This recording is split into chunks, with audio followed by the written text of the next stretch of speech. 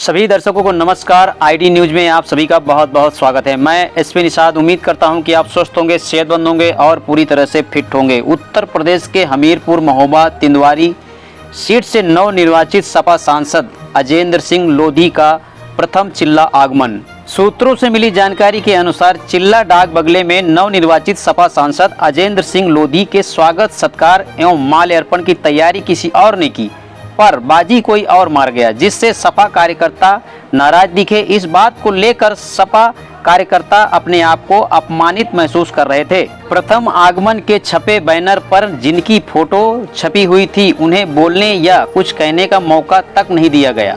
सादी मननपुर गांव के निवासी बिलाल अहमद ने पुराने चिल्ला यमुना घाट को पक्का यमुना घाट बनाने की अपील की। उन्होंने कहा कि मकर संक्रांति, दीपावली जैसे त्योहारों के दिन भारी संख्या में श्रद्धालु चिल्ला यमुना घाट पर स्नान करने आते हैं। कच्चा घाट होने की वजह से श्रद्धालुओं को बहुत ही परेशानी होती है। इससे पहले भी पूर्व बीजेपी सांसद पुष्पेंद्र सिंह चंदेल एवं उत्तर प्रदेश सरकार के जल शक्ति राज्य मंत्री माननीय राम के निषाद से चिल्ला आगमन पर चिल्ला सादी मननपुर के क्षेत्रवासियों ने चिल्ला घाट को पक्का घाट बनाने की अपील की थी। आपको बता दें कि चिल्ला यमुना संगम घाट कोई नया घाट नहीं है, जिसे बनाने की बार बार हर सरकार से अपील की जा रही है।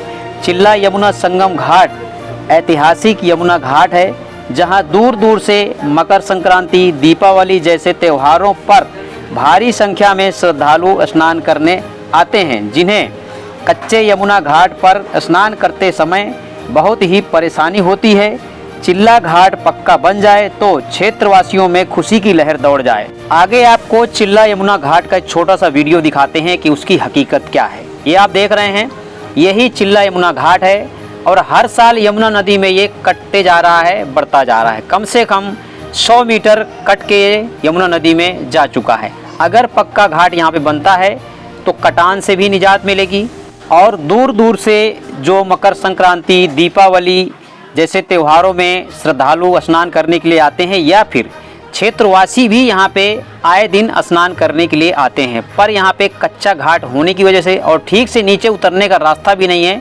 जिससे आने वाले श्रद्धालुओं को काफ़ी परेशानी का सामना करना पड़ता है। अगर हम पहले की बात करें तो यहाँ पे 4 गाँव के लोग, बहन बेटियाँ रक्षाबंधन के दिन कजलिया सिराने के लिए इसी घाट में आया करती थी और यहाँ पे भारी संख्या में भीड़ इकट्ठा हुआ करती थी और देखने में भी बहुत अच्छा लगा करता था। तब यहाँ पे पीपों का पुल बंधा करता था, घाट भी था और उस बार भी लोग चले जाते थे और इस पार का भी घाट अच्छा था। पर जब से यहाँ पे पीपों का पुल बंद हुआ और पक्के पुल बन गए, तब से ये घाट का जो एक महत्व था, जो एक इतिहास था इस घाट का, वो धीरे धीरे अब कम होता जा रहा है। इसीलिए इस घाट को पक्का घाट बनाने की हर सरकार से बार बार क्षेत्रवासी अपील करते हैं। ये घाट अगर पक्का बन जाता है तो श्रद्धालुओं को ही नहीं, क्षेत्रवासियों को भी राहत मिलेगी, कटान से भी राहत मिलेगी। अब आगे आपको सुनवाते हैं कि प्रथम चिल्ला आगमन पर नवनिर्वाचित सपा सांसद अजेंद्र सिंह लोधी ने क्या कहा। सम्माननीय आदरणीय पूर्व मंत्री, पूर्व सांसद श्री दिसंबर निषाद जी,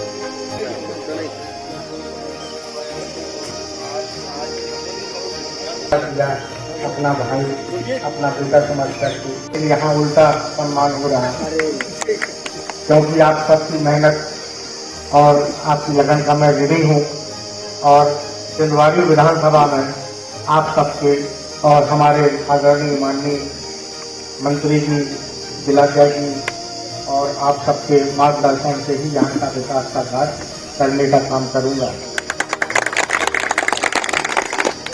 और यहाँ जो काफ़ी समय से सुनकर चला आया हूँ, चिल्ला घाट में एक घाट की समस्या है।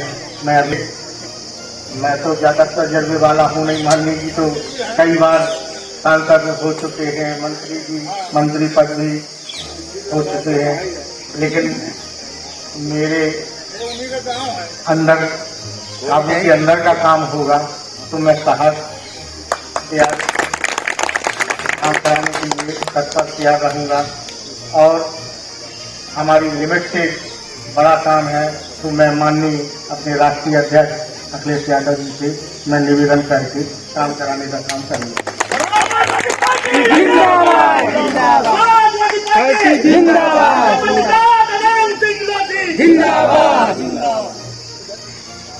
आप लोगों ने मुझे एहसान मानूं या ऋणी मानूं मैं आपका, तो मैं आप सबके बीच में बैठ करके और माननीय राष्ट्रीय अध्यक्ष और अखिलेश यादव जी और कांग्रेस के